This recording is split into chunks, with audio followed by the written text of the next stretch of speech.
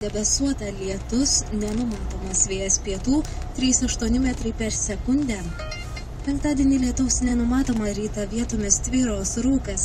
Žemiausia oro temperatūra naktį bus 7-12, aukščiausia temperatūra dieną bus 12-17 laipsnių šilumos.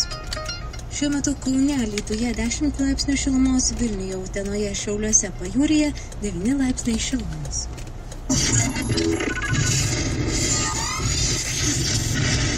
SMS karšto linija – karščiausia vakaro laida Kauno mieste, kurioje kiekvieną dieną bendrauja daugiausiai žmonių. Sveikink, plėsk savo draugų ratą, klausykis geriausios muzikos, redaguok grojaraštį ar tiesiog dalinkis savo gyvenimo džiaugsmais su visais. Būk pastebėtas, dalyvauk ir tu.